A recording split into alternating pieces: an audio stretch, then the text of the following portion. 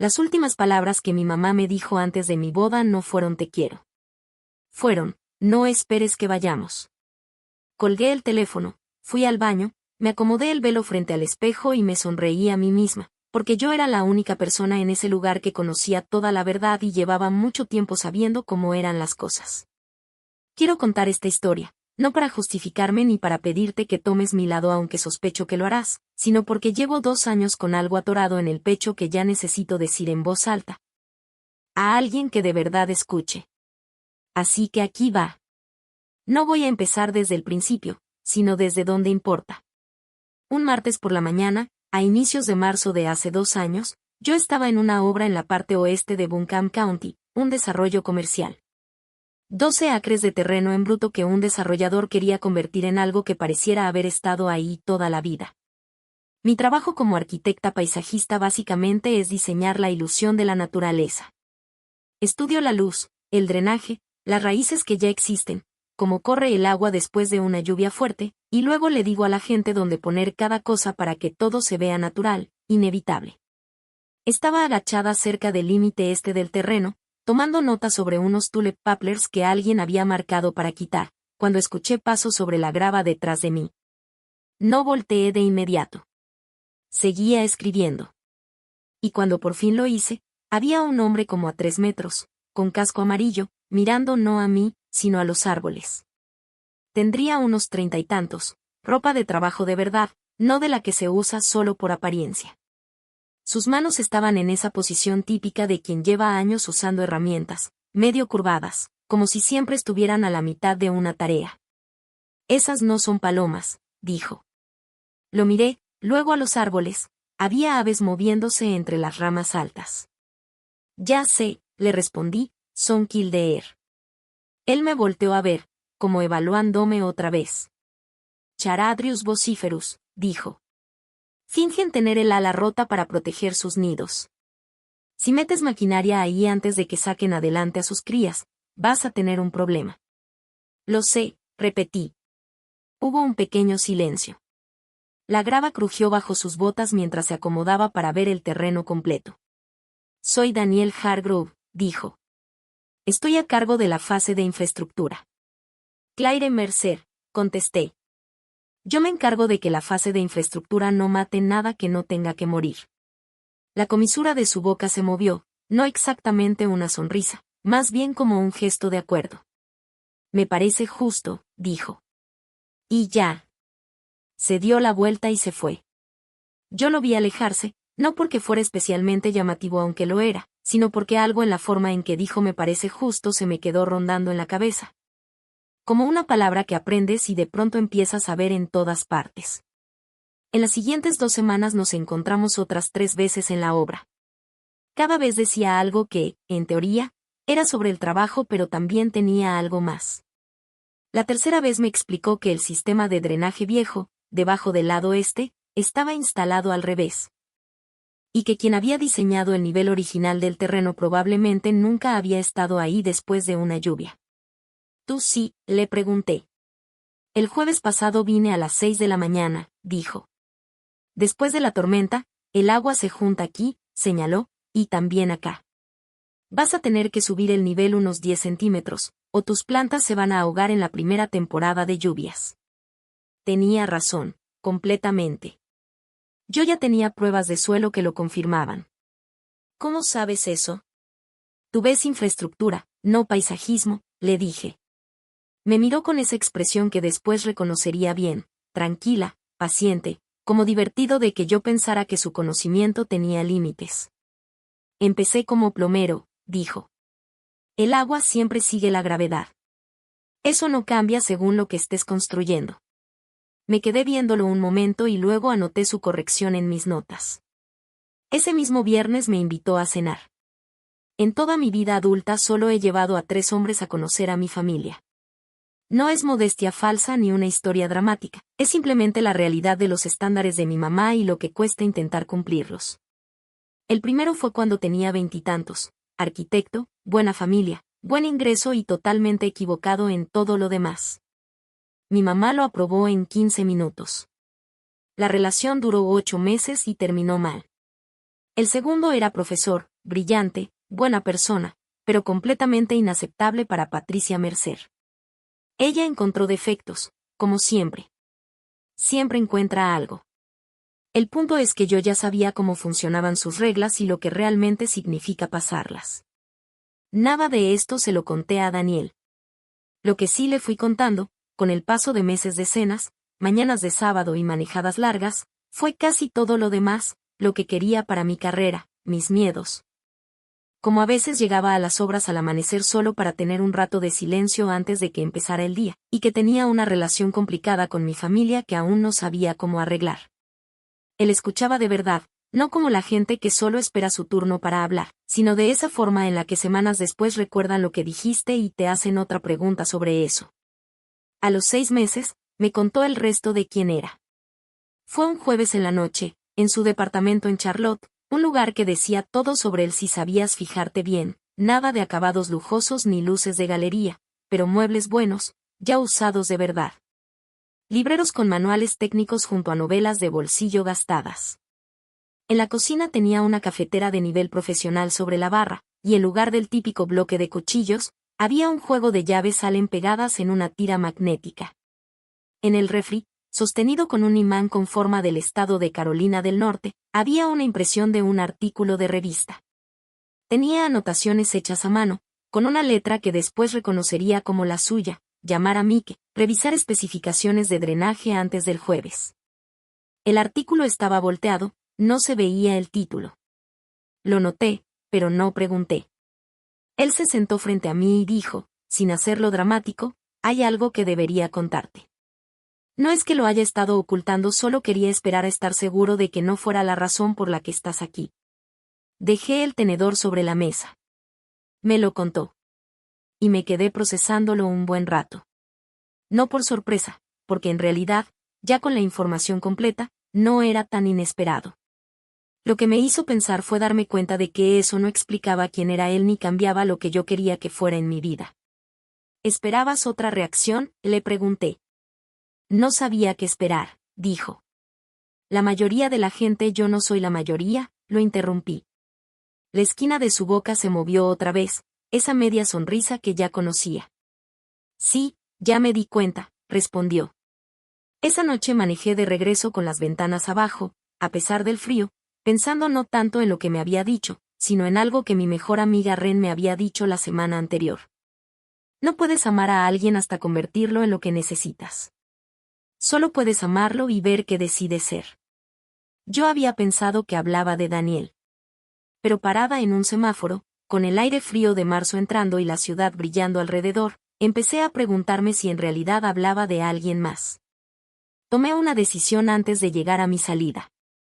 No sobre guardar su secreto, él nunca me lo pidió, y no es un hombre que necesite que lo protejan, sino sobre lo que yo necesitaba saber. Déjame contarte de la primera vez que llevé a Daniel a conocer a mi familia. Llamé a mi mamá un miércoles por la tarde, a principios de octubre, unos 5 meses después de aquel martes en la obra. Estaba en el coche, afuera de una cafetería, con el motor encendido, porque aprendí hace mucho que ciertas conversaciones con Patricia Mercer es mejor tenerlas en movimiento o al menos con la opción de irte. Se llama Daniel Hargrove, le dije. Trabaja en infraestructura hidráulica. Hubo 2 segundos de silencio, de esos que mi mamá usa como un bisturí, precisos, intencionales, para abrir lo que quiere examinar. ¿Y es estable?, preguntó al final. Muy, respondí.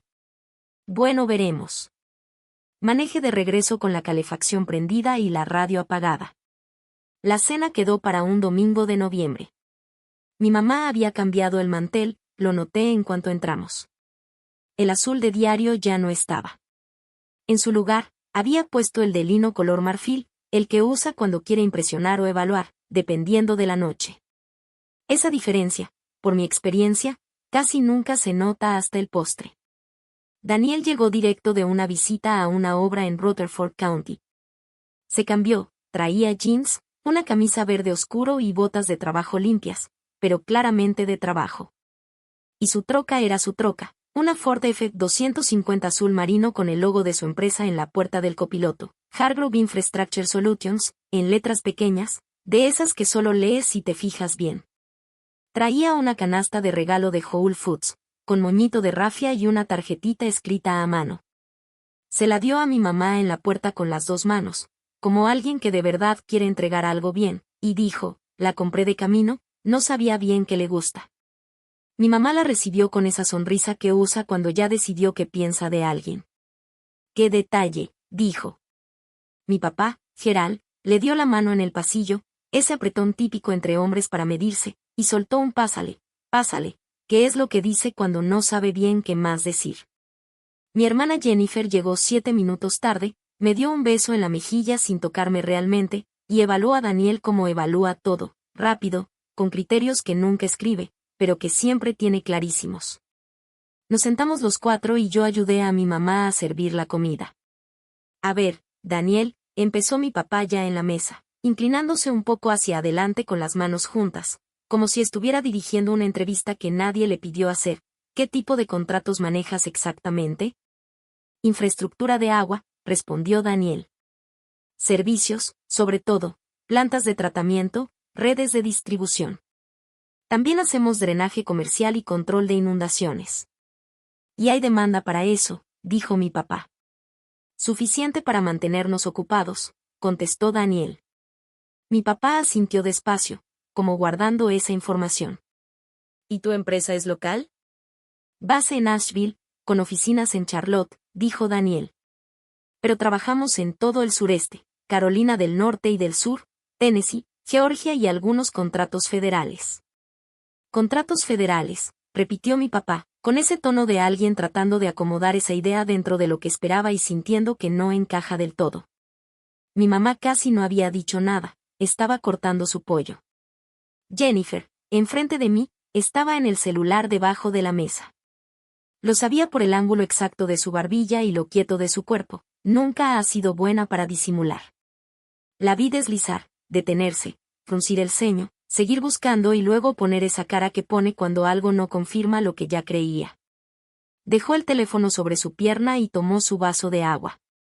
Oye, dijo con una sonrisa ligera, te estuve buscando por internet, por curiosidad y no encontré casi nada.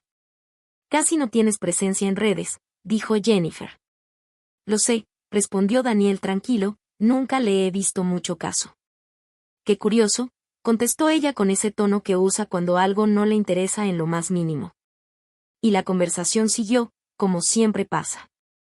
En la mesa de mi mamá, todo fluye porque ella sabe mover la plática como quien guía una balsa por un río, pequeños ajustes que ni notas hasta que ya estás en otro lugar. Daniel respondió todo directo y sin adornos, de dónde era, a qué se dedicaban sus papás, dónde estudió. No estaba tratando de verse humilde, simplemente contestaba lo que le preguntaban y esperaba la siguiente pregunta, como alguien que no tiene nada que demostrar. En algún momento, mientras comíamos, se quedó viendo por la ventana hacia el jardín trasero. Hubo una pausa. Tienen un problema de drenaje, dijo, sin sonar crítico, más bien como quien comenta algo obvio. ¿Ven cómo el pasto está amarillento en esa esquina? Ahí se está quedando el agua. La tubería tiene un punto bajo donde se acumula en lugar de fluir. Seguro lleva así varias temporadas. Mi mamá miró hacia afuera, luego a él y después regresó a su plato. Si lo hemos notado, dijo. No es algo complicado de arreglar, añadió Daniel. Medio día de trabajo, más o menos. Ya veremos, respondió ella. Y otra vez, la conversación cambió de rumbo. Después de cenar, Daniel se despidió en la entrada con la naturalidad de alguien que sabe que no terminó de caerle bien a la gente y está en paz con eso. No porque no se dé cuenta, sino porque ya decidió hace tiempo que la reacción de los demás no define nada.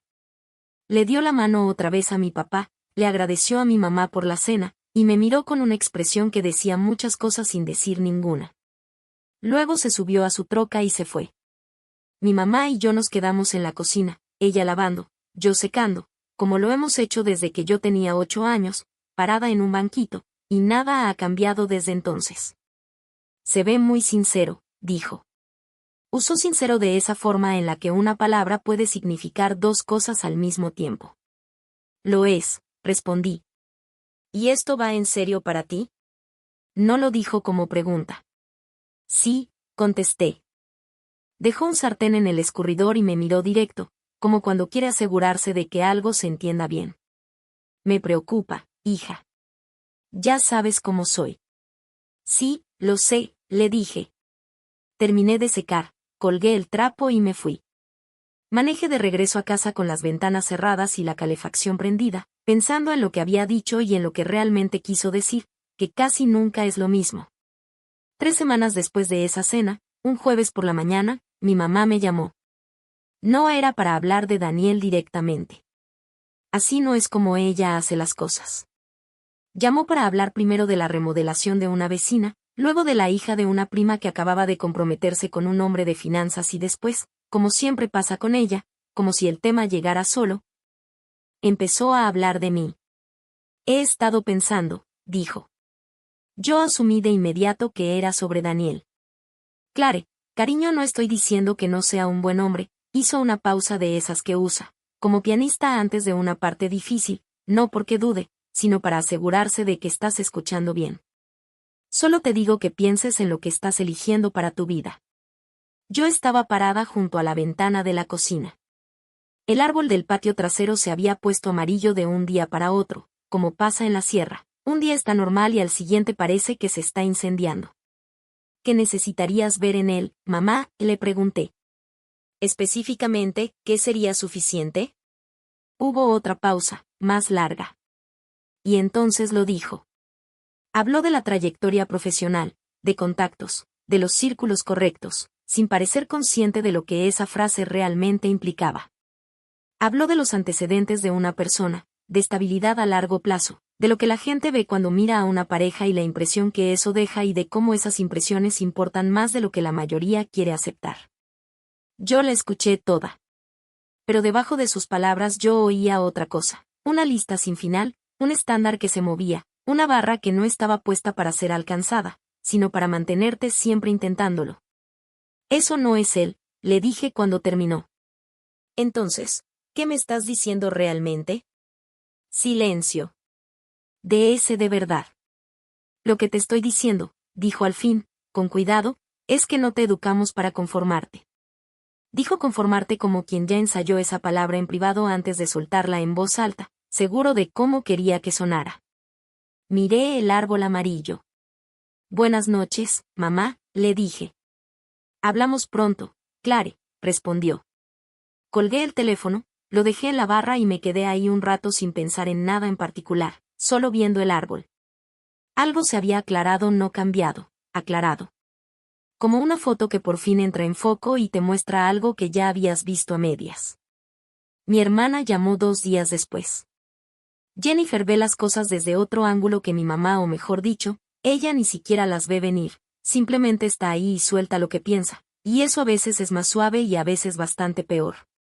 Solo digo, empezó, que es como arranca todo lo que sabe que no debería decir. Un plomero, Clare, ¿en serio tienes una maestría? ¿Qué tiene que ver mi maestría con quién es Daniel?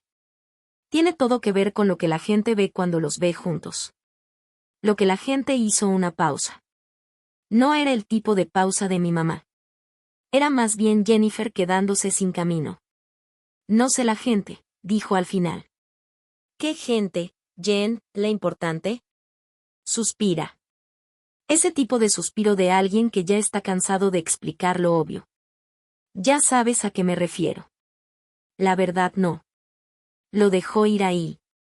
Como cuando decides que un tema no vale la pena y lo sueltas en otro idioma que no quieres aprender. Cambiamos de tema. Le dije la fecha de la boda. Le pregunté si iba a ir.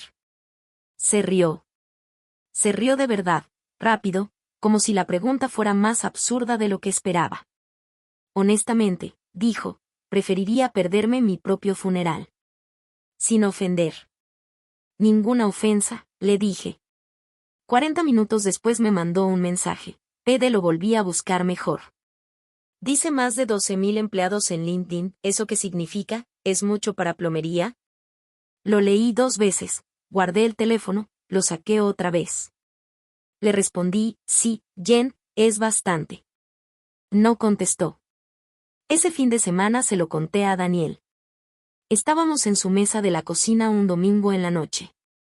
Él había hecho pasta, como siempre, sin hablar, sin explicarlo, como hace casi todo.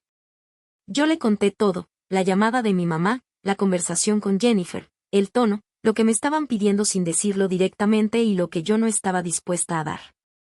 Él escuchó como siempre escucha, sin interrumpir, sin llenar los silencios. Cuando terminé, dijo, no tienes que protegerme de tu familia. Lo sé, respondí. Lo digo en serio. Si quieres contarles, si eso te ayuda a que todo sea más fácil. No se trata de hacerlo más fácil, lo interrumpí. Me miró, esperando. Estoy dejando que ellos respondan una pregunta, le dije. Se quedó callado un momento. Afuera el viento estaba subiendo, se escuchaba en el marco de la ventana de la cocina, un ruido que Daniel llevaba semanas diciendo que iba a arreglar y no había hecho. Lo cual era raro en él, no es de los que dejan cosas sin reparar. ¿Qué pregunta?, dijo. Levanté el tenedor. Te lo digo cuando la hayan respondido. Me miró un segundo más. Algo le cruzó la cara, no era preocupación del todo, ni diversión, algo en medio que todavía no sabía nombrar. Está bien, dijo. Solo eso, está bien. Y he pensado mucho en eso desde entonces. En cuanto cabe en un está bien cuando alguien lo dice de verdad. En lo distinto que es a los otros está bien, los que en realidad significan no estoy de acuerdo, o lo voy a dejar pasar por ahora, o ya veremos. El de Daniel era simple, te escucho, confío en ti, estoy aquí. Tenía una amiga, Ren, que una vez me dijo que había pasado 3 años tratando de escuchar ese tipo de está bien en su propia familia, hasta que entendió que no era algo que ellos pudieran darle. Lo dijo sin drama, sin victimismo, pero me tomó tiempo entender lo difícil que había sido decirlo. Ella me dijo que iba a ir a la boda desde el principio. Asiento de primera fila si yo quería. Ya tenía la fecha guardada en su calendario. Pensé en ella mientras manejaba de regreso esa noche y en mi mamá y en el mensaje de Jennifer que seguía sin responder en mi teléfono y en el hecho de que en 6 semanas me iba a casar. Y quizá la gente que debía estar ahí no iba a estar. Pensé en todo eso y luego pensé algo muy claro. Llevo 33 años tomando decisiones basadas en lo que otras personas esperan o van a elegir por mí. Ya es momento de tomar una basada en lo que yo quiero. El ultimátum llegó un martes, 7 días antes de la boda. Mi mamá llamó a las 7 de la noche.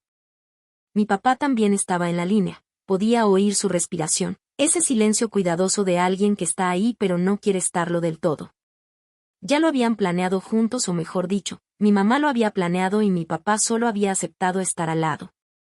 Clare, dijo ella, ya hemos hablado suficiente de esto. Sí hemos, respondí. Si sigues con esto no vamos a estar ahí. Yo estaba en la cocina. Estaba preparando té. El hervidor acababa de apagarse, y recuerdo el vapor saliendo de la boquilla, subiendo y desapareciendo antes de llegar al techo como si nunca hubiera estado ahí. Entonces nos vemos cuando regrese de la luna de miel, mamá, dije. Silencio corto. No hagas esto, Clare. Buenas noches, mamá. Colgué el teléfono, lo dejé junto al hervidor y me quedé ahí un rato. El té siguió reposando pero no lo bebí. Hay una calma que no es paz. Es lo que queda cuando llevas tanto tiempo esperando algo, que cuando por fin llega no tiene dónde caer. El dolor no aparece de inmediato. Se queda esperando. 40 minutos después, mi papá volvió a llamar. Solo él, sin la otra línea. Su voz estaba más baja de lo normal. No débil, pero sí como la de alguien que sabe que lo que está diciendo no es suficiente. Lo siento, Clare, dijo. No sé qué decirte. Solo dime que vas a estar ahí, papá, le dije. Sin drama. Más bien como una pregunta con una sola respuesta posible. Silencio largo. Tan largo que empecé a contar los segundos sin querer. Tu mamá lo siente muy fuerte, dijo al final. Lo sé, respondí.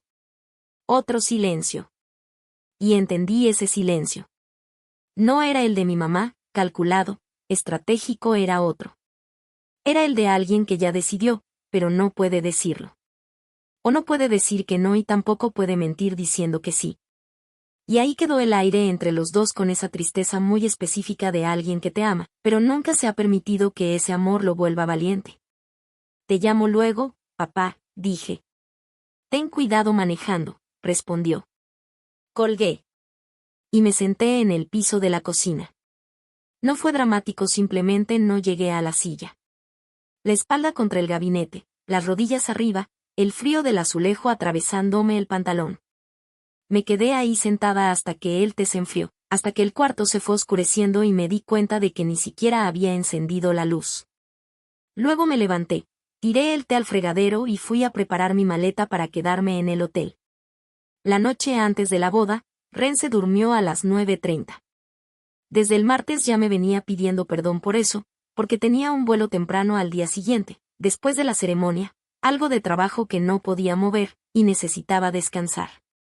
Yo le dije que estaba bien. Que de verdad estaba bien.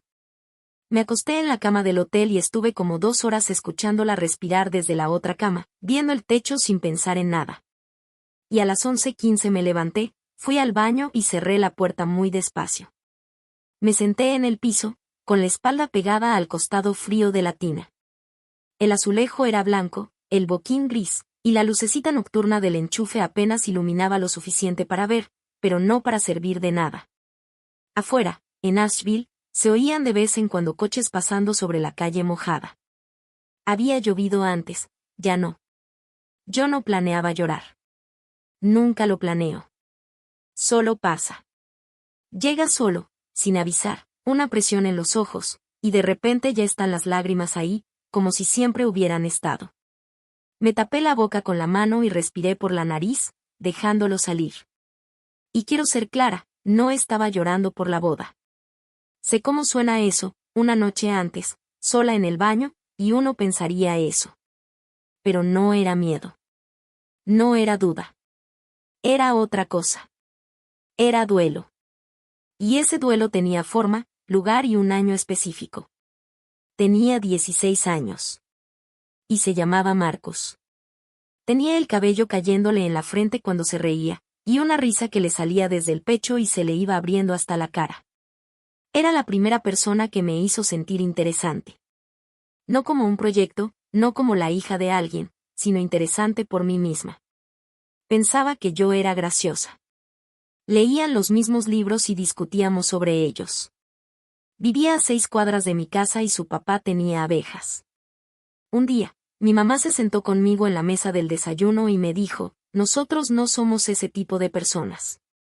No hizo falta más explicación. Yo entendí perfectamente qué pasaba si no obedecía. 2 semanas después lo llamé y le dije que no iba a funcionar. Él hizo un pequeño sonido, solo eso y luego un silencio. Después dijo ok, supongo, con una voz muy cuidadosa, muy joven. Le dije adiós y colgué. Me quedé parada en el pasillo de la casa mucho tiempo, viendo la pared sin verla. Y eso era lo que estaba llorando ahí, en el piso del baño del hotel, la noche antes de mi boda. No por Marcos. Sino por la versión de mí que hizo esa llamada. La versión de 16 años que decidió que la aprobación de su mamá era algo que tenía que mantener a cualquier costo y pasó los siguientes 17 años pagándolo. No sé cuánto tiempo me quedé ahí. Lo suficiente para que el frío se me metiera en la espalda baja, para que la respiración se volviera pareja otra vez y para que el llanto se terminara solo, como pasa cuando lo dejas ser. Cuando no lo controlas ni lo apuras, solo lo dejas acabar. Luego me levanté. Me enjuagué la cara con agua fría. Me vi en el espejo del hotel, ese espejo ligeramente amarillento que no te miente. Y pensé, toda mi vida he estado haciendo audiciones para su amor y nunca me dieron el papel. Ni una sola vez. Silencio largo. Solo yo, el espejo, el hotel callado y Ren dormida en el cuarto de al lado. Ya no quiero ese papel. Y no fue una gran conclusión ni nada dramático. Fue algo más limpio. Como una cosa que ya era verdad desde hace tiempo, pero por fin encontraba aire para salir. Cerré la llave del agua. En la pared se oía un sonido leve, como un zumbido de tuberías.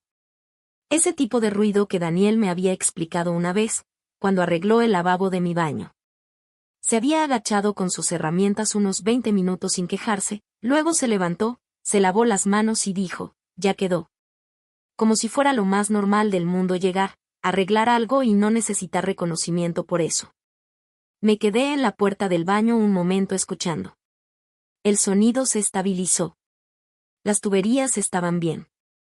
Volví a la cama. Y me dormí, cosa que me sorprendió. En la mañana me desperté, y Ren me ayudó con el vestido. Y salí de ese cuarto de hotel caminando hacia la mejor decisión de mi vida.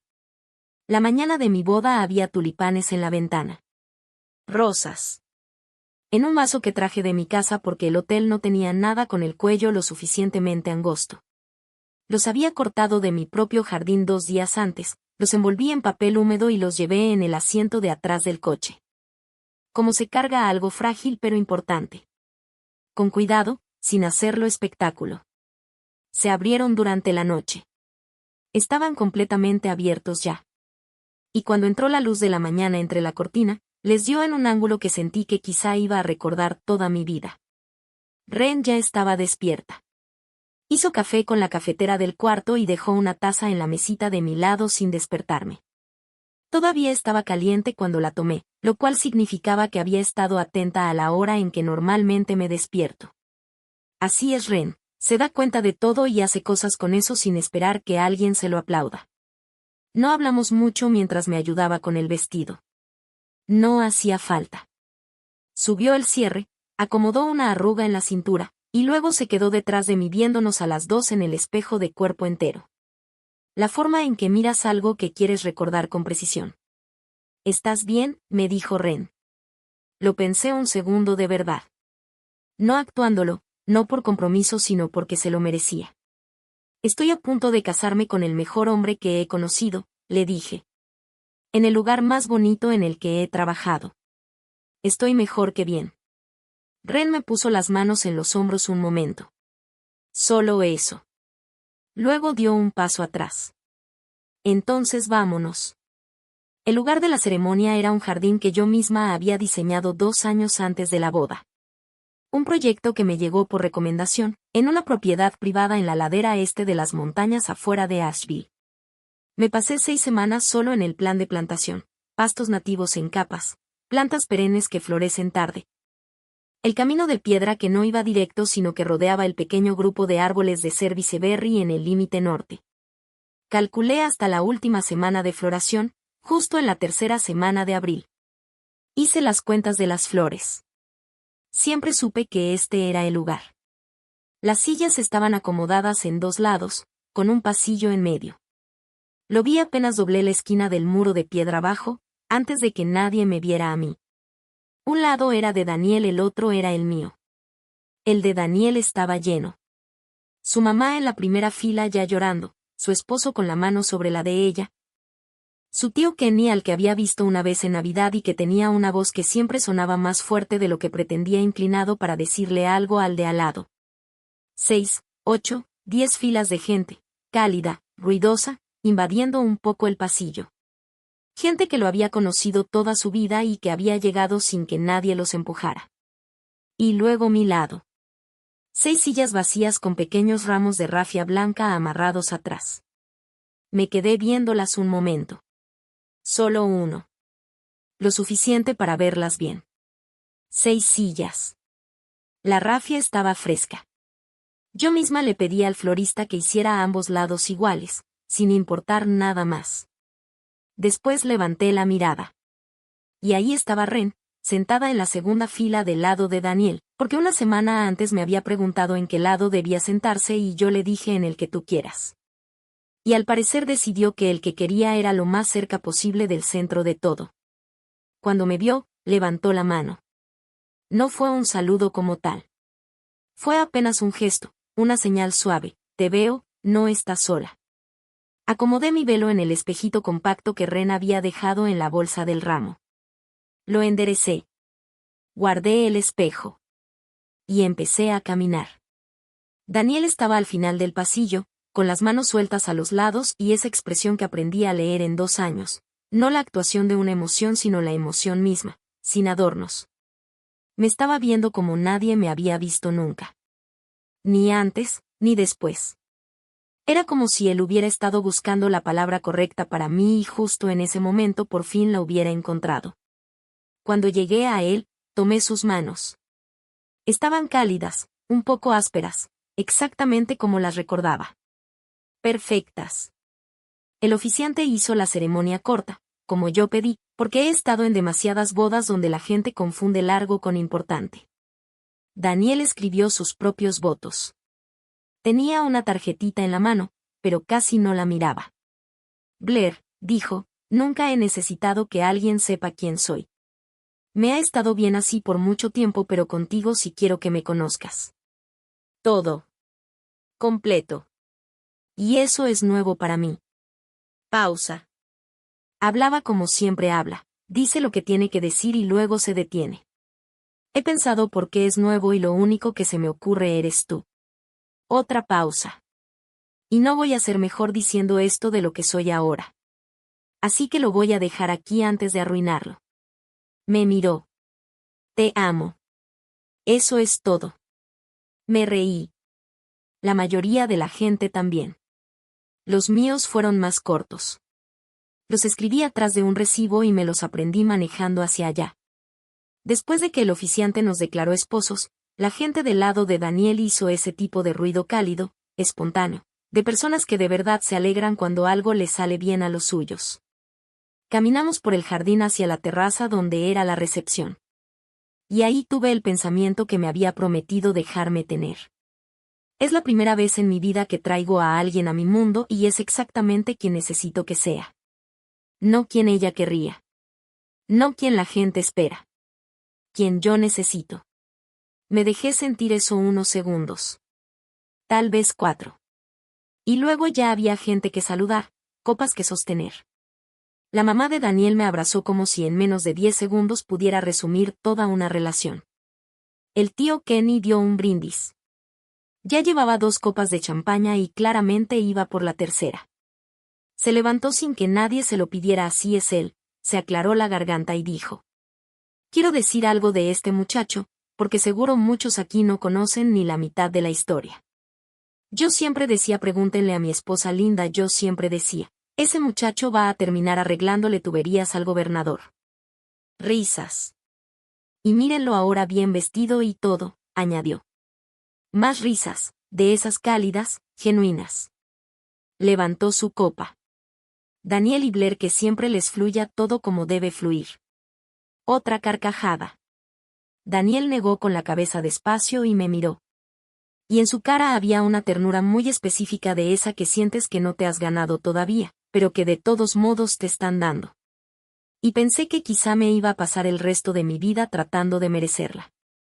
Más tarde, durante los cócteles, una de las mesas de renta cerca del bar empezó a tambalearse. Desde el otro lado de la terraza vi cómo Daniel lo notó. Ese pequeño cambio en su atención. Como sus ojos se fijaron en la mesa. Dejó su copa, dijo algo a quien estaba hablando con él y caminó directo hacia allá. Se agachó, revisó la base de la mesa, luego caminó hasta su camioneta que estaba al fondo del estacionamiento y regresó como 2 minutos después con una herramienta pequeña que desde la terraza ni pude reconocer. En menos de 90 segundos dejó la mesa firme otra vez. Marcus, su primo, estaba parado junto a mí en ese momento. Lo vio todo. Ese hace eso en todos lados, dijo Marcus, sin mala intención. Solo como un hecho. Ya sé, le respondí. Y era cierto. Ese era el hombre con el que me casé. No la versión que existía en la cabeza de la gente, armada con números, titulares y suposiciones de lo que eso significaba. Era el hombre que se agacha a arreglar una mesa floja en su propia recepción de boda con una herramienta que trae en la camioneta. Yo ya lo sabía desde aquel martes de marzo, 2 años antes, cuando señaló un rincón de una obra y me explicó qué aves eran y por qué importaban. Lo demás solo lo había estado confirmando. Nos quedamos en Asheville para la luna de miel. A algunos les pareció raro manejar 40 minutos desde el lugar de la boda a un hotel en la misma ciudad. Pero Daniel me preguntó a dónde quería ir, y yo le dije, a las montañas. Y él respondió, ya estamos en las montañas. Y yo, exacto. Y así quedó. 3 días así. Mañanas largas, tardes lentas, noches en el balcón del hotel viendo cómo las Blue Ridge se iban apagando por capas. Primero las montañas cercanas, luego las lejanas, hasta volverse del mismo color del cielo. Comimos en un lugar que Daniel conocía en Lexington Avenue, donde el menú estaba en una pizarra y cambiaba a diario. Caminamos un sendero que yo llevaba 2 años queriendo hacer y nunca hacía. No hablamos de la boda. Ni de mi familia. Ni de las 6 sillas vacías. No había nada nuevo que decir que las sillas no hubieran dicho ya. En la mañana del tercer día, el teléfono de Daniel sonó a las 8:47. Lo sé porque yo ya estaba despierta, viendo el techo, en ese estado donde ya estás consciente pero todavía no decides empezar el día. El celular estaba en la mesa de noche de su lado. El nombre en la pantalla lo pude ver desde donde estaba, Mike C. Mike Castellano, su co. El mismo que me había mandado un mensaje la noche de la boda, felicitándonos y pidiendo disculpas por adelantado por cualquier llamada de trabajo esa semana. Daniel miró el teléfono. Luego me miró a mí. Contesta, le dije. Salió al balcón. Desde adentro solo escuché el tono bajo de su voz a través del vidrio, no las palabras. Luego silencio. Y después otra vez su voz, más corta, más precisa. Cuando regresó, dejó el teléfono boca arriba en la cómoda y se quedó un momento con las manos en los bolsillos. El artículo de Forbes ya salió, dijo. Ah, respondí. Ya lo sabíamos. Era algo que venía desde hacía meses, una entrevista larga, con una periodista de Charlotte que llevaba 2 años intentando escribir sobre él. Daniel había aceptado al final porque su directora de Relaciones Públicas había presentado un argumento razonable sobre la visibilidad de la empresa y algunos contratos importantes que estaban buscando. Él no había tenido mucha opción con el momento en que lo hicieron. Yo me incorporé en la cama. Él abrió la laptop sobre el escritorio y la giró hacia mí. Y ahí estaba, una foto a página completa de Daniel con ropa de trabajo, parado frente a una instalación de tuberías en algún lugar del este de North Carolina. Mirando fuera de cámara con esa misma expresión suya de cuando está resolviendo algo en su cabeza. El titular era enorme, de instalador de tuberías a rey de los ductos, el imperio de infraestructura de $2.3 mil millones de Daniel Hargrove. Debajo, un subtítulo, como un plomero del oeste de North Carolina construyó la empresa de agua más grande del sureste y por qué todavía maneja una camioneta. Leí el primer párrafo. Estaba bien escrito. Y también, me di cuenta, explicaba por qué el logo en la puerta de su camioneta siempre había sido tan discreto, casi como si no quisiera ser encontrado. Daniel se sentó en la orilla de la cama. No estaba viendo la pantalla. Anunciaron también el contrato de Carolina del Norte esta mañana, dijo. Mike dice que ya está en todos lados. ¿En todos lados cuánto? Giró la laptop un poco. Abrió otra pestaña. CNN, su foto otra vez, o una muy parecida, con un encabezado sobre el acuerdo de infraestructura. Luego otra, un medio local de Raleigh. Luego Charlotte Business Journal. Luego un agregador regional con varias notas. Mi teléfono en la mesita de noche se encendió. Los dos lo vimos. ¿Hace cuánto salió esto?, pregunté. Como hace 40 minutos, dijo Daniel. El teléfono volvió a encenderse. 2 veces más seguidas. Hay una sensación que no tiene nombre. O si lo tiene, yo nunca lo he encontrado. Es lo que sientes cuando algo que ya sabías que iba a pasar por fin llega exactamente como lo imaginabas. Y te das cuenta de que haberlo imaginado bien no cambia lo que se siente. No es triunfo. No es satisfacción. Es algo más redondo, más difícil de explicar. Como tocar una cicatriz, está ahí, es real, ya no duele pero recuerda algo que sí dolió. Mi teléfono volvió a encenderse y no me moví. Daniel lo tomó. Miró la pantalla con esa cara que usa cuando está resolviendo problemas, no es angustia, es atención. Empezó a contar. De verdad empezó a contar, uno por uno, deslizando con el dedo. 73 de tu mamá, dijo. 11 de tu papá. 9 de Jennifer. Siguió deslizando. Y 3 de alguien que dice ser tía Carol. Lo miré. Creo que no tengo una tía Carol, le dije. Lo pensó un segundo. ¿Quieres una?, respondió. Y yo enterré la cara en la almohada por unos 4 segundos. La risa me salió sin avisar. De esas que te agarran por detrás, cálidas, medio absurdas, como si de repente todo fuera demasiado grande para sostenerlo sin soltar algo de presión. Cuando levanté la mirada, Daniel tenía la misma expresión de casi sonrisa que tenía en la obra 2 años antes. Esa que empieza en los ojos antes de llegar a la boca. Luego se puso serio. Dejó el teléfono entre los dos. Clare, lo siento. Debí. No, le dije. Si yo les hubiera dicho quién eras antes. Negué con la cabeza. No. Así estuvo bien. Todo estuvo bien. Ellos tenían la misma información que necesitaban. Ellos eligieron. Él me miró en silencio. Ese silencio suyo de verdad, el de cuando no responde hasta que lo ha pensado bien. Están llamando por el nombre que vieron en la pantalla, dije. No por el mío. Se quedó callado.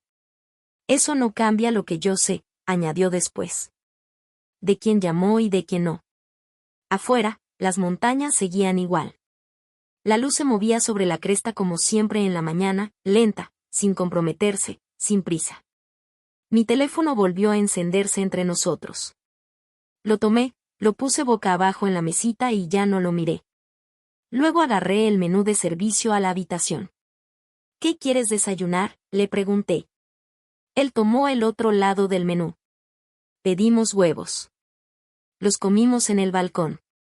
Las montañas estaban completamente quietas. Regresamos a casa un jueves.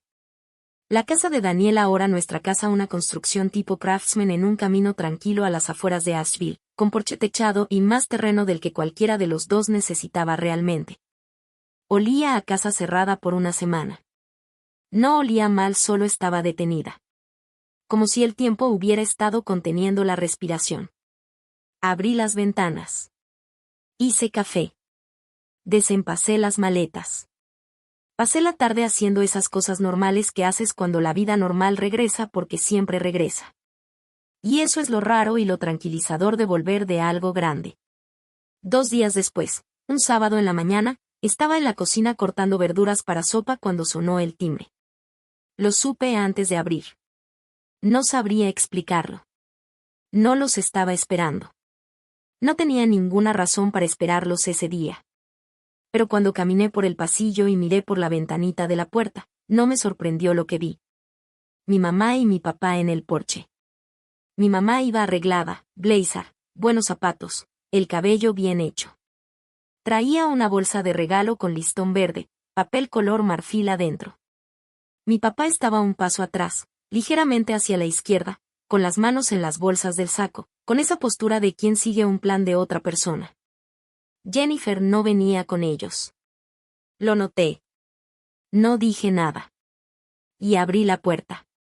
Clare, dijo mi mamá. Pasa. Dije que sí. Hice té como siempre lo hago, sin preguntar. Mi mamá toma Earl Grey. Mi papá toma lo que haya. Me moví por la cocina mientras ellos se sentaban en la mesa con esa postura de gente que ya vino preparada para una conversación, como esperando a que el cuarto esté listo para lo que viene. La bolsa de regalo quedó sobre la mesa. Nadie la mencionó. Serví las tazas, me senté frente a ellos y esperé. Mi mamá puso las manos planas sobre la mesa. Ya tenía preparada la versión de lo que iba a decir. Yo podía ver la forma antes de que la soltara, como cuando sabes cómo se ve un cuarto antes de abrir la puerta. Clare, empezó, no teníamos idea de quién era Daniel y nos sentimos realmente mal por cómo se manejaron las cosas, y queremos que sepas. Mamá, la interrumpí. Se detuvo. Dejé que el silencio se quedara ahí un momento. Uno de mis silencios, no el de ella. Yo supe quién era Daniel desde la noche que lo conocí, dije. Sabía su nombre, su empresa y cuánto dinero tenía. Lo supe desde hace más de 1 año. El cuarto cambió. No de forma dramática. Solo un ajuste pequeño.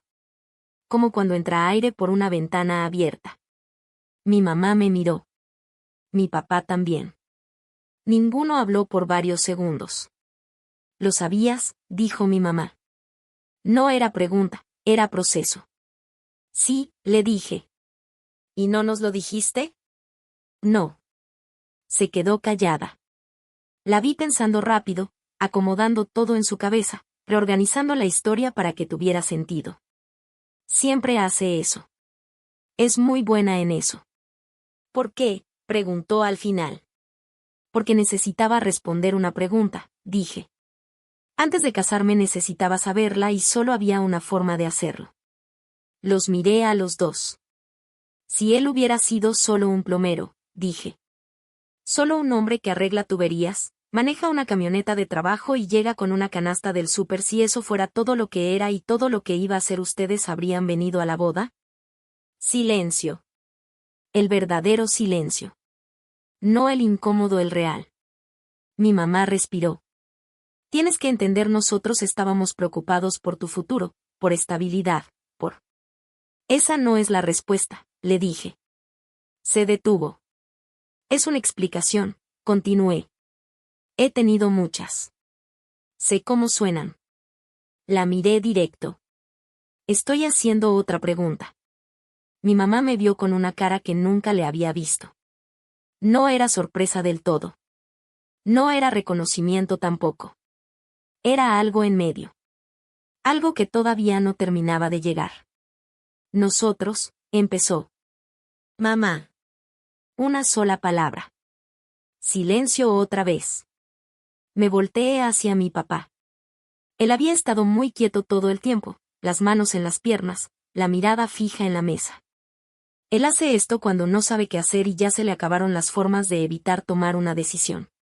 Papá, le dije, en todos estos meses, cada vez que escuchaste su nombre, cada vez que nos viste juntos, ¿hubo algo, una sola cosa de Daniel que no tuviera que ver con dinero, que te hiciera pensar, ¿mi hija eligió bien? Mi papá levantó la mirada. Y me miró como un hombre que ya sabía que esa pregunta iba a llegar, pero nunca había preparado respuesta, porque no existe una respuesta preparada, solo la real. El silencio se estiró tanto que escuché una gota en el fregadero. Un coche pasando afuera. Mi propia respiración. Sí, dijo al fin. La palabra salió baja, como si le estuviera entregando con cuidado. ¿Qué?, pregunté. Bajó la vista a sus manos y luego volvió a mirarme. La forma en que te mira, dijo. Algo en mi pecho se movió. No se rompió, se movió. Como esas cosas profundas que se acomodan lento, pero ya no vuelven a ser igual. No esperaba llorar. Y no lloré. Pero sí sentí exactamente el lugar donde habría pasado. Yo había estado esperando algo sin darme cuenta, no una disculpa de mi mamá, sino la verdad de mi papá. Y no es lo mismo. Y yo lo había confundido por años. Mi mamá abrió la boca y la cerró. Como si estuviera recalibrando otra vez, intentando ubicarse en una conversación que ya se había movido a otro lugar. La puerta de la cocina se abrió. Daniel entró desde el pasillo trasero. Había estado ahí todo el tiempo, en el cuarto donde guarda sus herramientas, haciendo algo que yo no había preguntado. Entró sin drama, sin anunciarse, como siempre. Como si solo ocupara el espacio necesario y nada más. Saludó con la cabeza. Señora y señor Mercer, dijo. Mi papá lo miró. Y en su cara hubo algo cuando lo vio, no exactamente vergüenza, pero algo cercano. Conciencia. Daniel volteó hacia la ventana del jardín, la misma que había mirado meses atrás en aquella cena. Estaba pensando en el problema de drenaje del jardín de atrás, le dijo a mi papá, como si nada hubiera pasado. Como si el tiempo no hubiera movido nada. Es la esquina sureste. Hay un punto bajo en la tubería. Es mediodía de trabajo. Si quiere, puedo venir a arreglarlo. Mi papá lo miró unos segundos. Sí, claro, dijo. Daniela asintió, se sirvió un vaso de agua en el fregadero y regresó por donde vino. La cocina volvió a quedar en silencio. Mi mamá miró la puerta por donde salió Daniel. Luego me miró a mí. Luego sus manos. Podemos intentarlo, dijo al final. Sin preparación. Sin explicación. 3 palabras. No una disculpa. No una defensa. No una estrategia. Lo más simple que había dicho en años. La miré largo rato. Ok, dije. Después de que Daniel regresó a sus herramientas, me quedé un rato más con mis papás. Las manos de mi mamá seguían sobre la mesa. La bolsa de regalo estaba en medio, sin abrir, y nadie hizo el intento de tocarla. Hay regalos que no son sobre el regalo. Son sobre el acto de darlo. Y ese nunca había sido sobre ninguna de las dos cosas. Era más bien una forma de llegar con algo en las manos, algo físico que dijera, vinimos preparados, venimos en buena fe. Y eso lo entendí sin necesidad de abrirlo. No estoy enojada contigo, mamá, dije. Ella levantó la mirada. Lo estuve por mucho tiempo en diferentes momentos. Pero ahorita no es eso. Elegí las palabras con cuidado. Como cuando escoges herramientas específicas para un trabajo, no las que tienes, sino las que necesitas. Ya no estoy esperando que me amen como yo necesitaba ser amada. Eso lo encontré sin su permiso. Y quiero que sepas que lo sé. No dijo nada. Las manos de mi papá se movieron apenas sobre sus piernas. Ustedes son bienvenidos en mi vida, dije. En nuestra vida. Pero necesito que entiendan lo que eso significa antes de decidir si quieren estar. Los miré a los dos. Significa que vienen aquí y ven a Daniel. Y lo ven como lo que es, un hombre. No un titular, no una cuenta bancaria, no una historia incómoda que luego tengan que explicar. Un hombre. Si no pueden hacer eso, necesito que me lo digan ahora. Prefiero saberlo que darme cuenta en una cena. La mandíbula de mi mamá se tensó un poco. Clare, entendemos. No he terminado, dije. Se detuvo. En 33 años, nunca le había dicho eso. El cuarto lo sintió. Como cuando algo cambia el aire aunque nadie lo pueda señalar. Significa que me llaman porque quieren hablar conmigo. No porque cambió como el mundo ve mi apellido. Significa que si vienen a cenar, vienen a cenar. No a hacer inventario de lo que cambió ni de lo que eso significa para ustedes. Mantuve la voz tranquila. No había enojo ahí. Solo la claridad rara de decir algo verdadero completo. Esas son las condiciones. No son negociables. Y se los digo ahorita para que decidan. El silencio fue pesado. Es justo, Clare, dijo mi papá al fin. Mi mamá lo miró, luego me miró a mí. Apretó los labios un segundo. Podemos trabajar con eso, dijo. No vamos a hacerlo. No, claro. Podemos trabajar con eso. Y viniendo de ella, eso era honestidad. No estaba prometiendo cambiar quién es. Estaba diciendo que iba a intentar algo difícil. Y eso lo tomé como lo que es. Jennifer no vino. Y desde el mensaje sobre los empleados, no he sabido de ella. No lo digo con drama. La ausencia también es una respuesta. Y también hay que escucharla. Los acompañé hasta la puerta. Mi mamá me abrazó rápido. De esos abrazos donde no estás segura de si te están abrazando de verdad o solo cumpliendo, con los brazos a medias, como midiendo la reacción.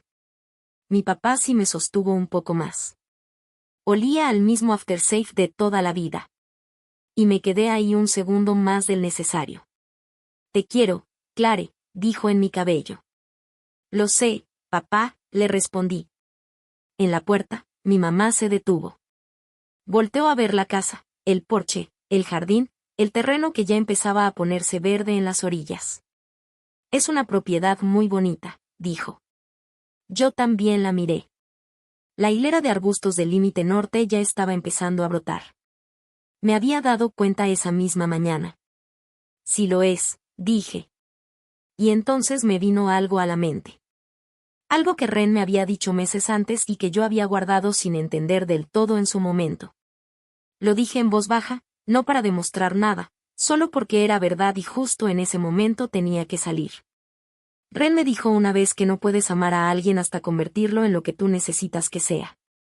Solo puedes amarlo y ver lo que esa persona decide ser. Mi mamá me miró. Yo pensé que lo decía por Daniel, dije. Pero no. Los dejé bajar los escalones del porche. Vi el coche hasta que salió del camino y desapareció. Luego entré y cerré la puerta. Daniel estaba en la cocina. Estaba agachado frente al gabinete junto a la estufa, ese que siempre ha tenido la bisagra floja desde que nos mudamos. Estaba apretando algo con un desarmador, en ese silencio concentrado que él tiene cuando trabaja. Ni me había escuchado entrar o simplemente no lo había registrado. Solo estaba ahí, haciendo lo que había que hacer. Como siempre. Me recargué en el marco de la puerta y lo miré. Tiene unas manos que saben lo que hacen. No sé explicarlo de otra forma. Hay una seguridad en ellas que no es de show, no es de postura, solo saben. Se agachó otro momento, probó la bisagra, abrió y cerró el gabinete 2 veces, y asintió para sí mismo. Luego volteó. ¿Estás bien?, me preguntó. Sí, le dije. Asintió y siguió guardando sus herramientas. Yo me quedé ahí un rato más, viéndolo, pensando en el sitio de construcción, en los pájaros, en la grava, en el recorte de Forbes pegado al refri con una nota del Project Manager, en las tuberías que sonaban en la pared del hotel la noche antes de la boda y luego se callaron. Todas esas cosas pequeñas que se fueron juntando una por una hasta llegar a esto. Esta cocina. Este hombre. Este sábado normal que ahora era mío.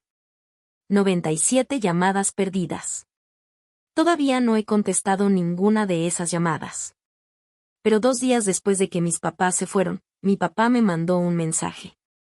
Sin explicación, sin introducción. Solo 3 palabras. Te quiero. Me quedé viendo el celular un buen rato. Luego le contesté. Yo sé, papá. Y lo dije en serio, las 2 cosas al mismo tiempo. A veces, lo más valiente que puedes hacer es dejar de estar intentando ganarte un amor que nunca iba a ser incondicional. Claren no ganó porque su esposo resultó ser millonario. Ganó mucho antes. El día que decidió que las personas en su vida iban a tener que elegirla sin recompensa de por medio. Eso es lo que nadie te dice. Puedes pasar años tratando de ser más aceptable, más impresionante, más suficiente y nunca va a ser suficiente para alguien que necesita que tú seas menos para sentirse seguro. La verdadera pregunta no es si tu familia aprueba tus decisiones. Es si tú las apruebas. Y el día que puedes pararte en el altar sola, acomodarte el velo y aún así seguir caminando hacia adelante, ese día te das cuenta de quién eres de verdad. ¿Alguna vez te ha tocado elegir entre alguien que amas y la aprobación de personas que se supone que también te aman? ¿Y qué te costó y qué te devolvió eso?